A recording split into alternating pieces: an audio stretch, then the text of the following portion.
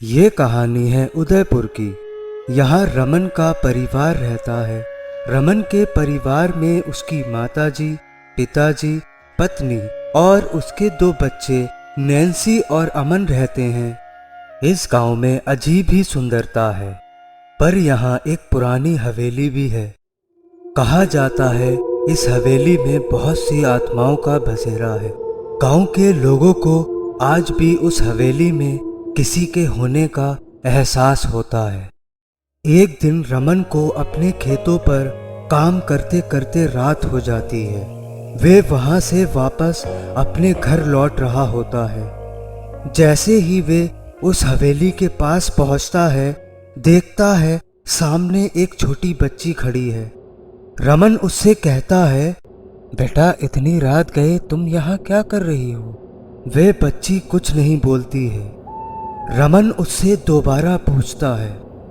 वे बच्ची कहती है, मेरी गुड़िया खो गई है और मैं उसे ढूंढ रही हूँ। कहाँ खो गई है?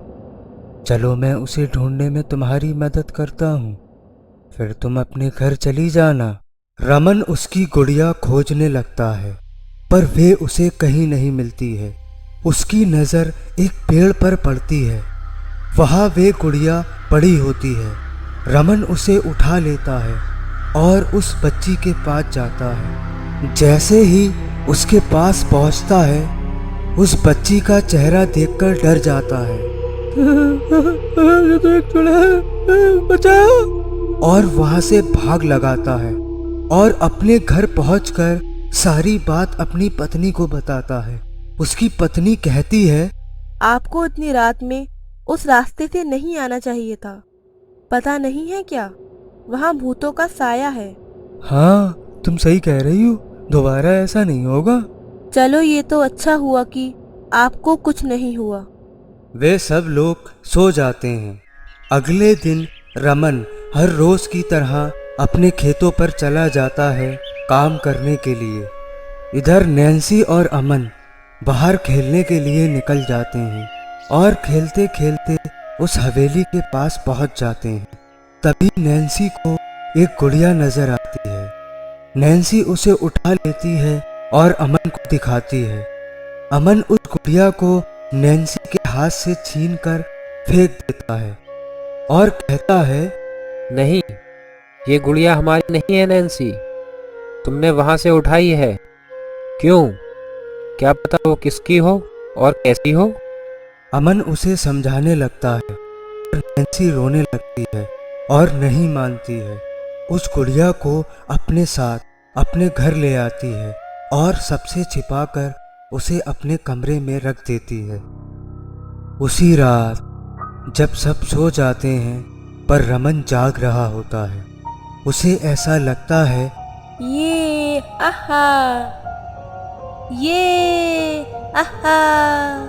जैसे उसकी बेटी नैन्सी जाग रही हो। वे देखने जाता है। मारो मारो मारो मारो! पर वहाँ कोई नहीं होता है। रमन घबरा जाता है और वहाँ से वापस आता है और सारी बात अपनी पत्नी को बताता है। आप सो जाओ, आपने जरूर कोई सपना देखा होगा। वे दोनों सो जाते हैं। अगले दिन रमन अपने काम पर चला जाता है। जब वे शाम में घर वापस आता है तो उसे कुछ अजीब सा महसूस होता है। उसे ऐसा लगता है जैसे घर में कोई और भी है, कोई ऐसा जिसे देखा नहीं जा सकता पर महसूस किया जा सकता है। इस बार रमन किसी से कुछ नहीं कहता है। वे अपने माता पिता के पास जाता है, उनसे थोड़ी देर बात करता है और अपने कमरे में चला जाता है।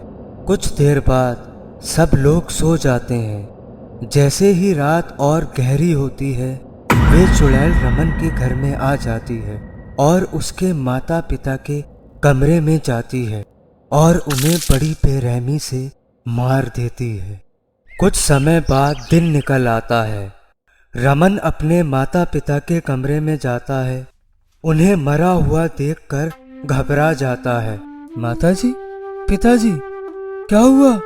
किसने किया ये सब? उसकी आवाज सुनकर सब लोग आ जाते हैं और उन्हें इस हालत में देखकर हैरान हो जाते हैं।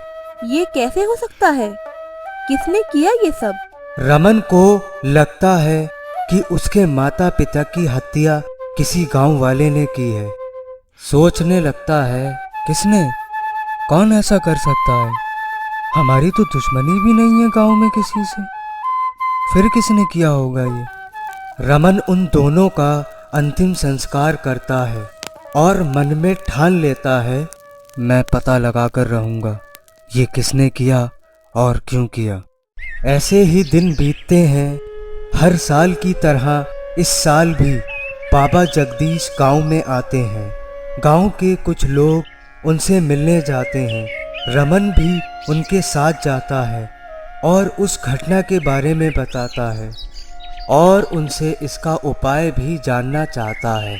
तुम्हारे माता पिता को उस चुड़ैल ने मारा है जो तुम्हें उस पुरानी हवेली के पास मिली थी।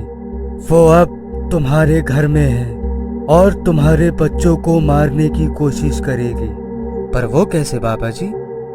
वे चुड़ैल मेरे घर में कैसे आ सकती है? वो खुद नहीं आई है, वो लाई गई है।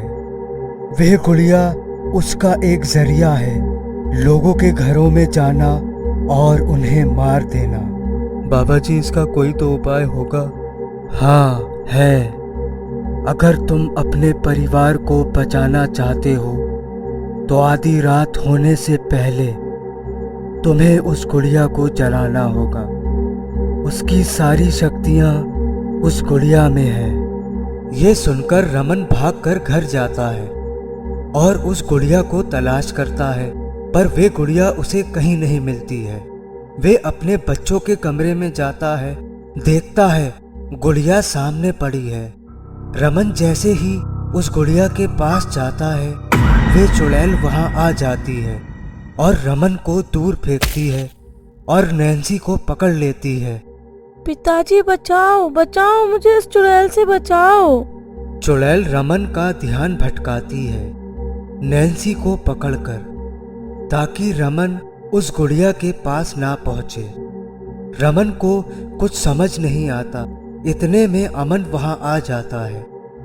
चुड़ैल नैन्सी को दूर फेंकती है पिताजी, और अमन को पकड़ लेती है, मारने की कोशिश करती है।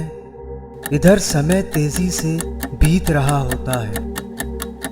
तभी रमन हाथों में आग लेकर आता है वहां।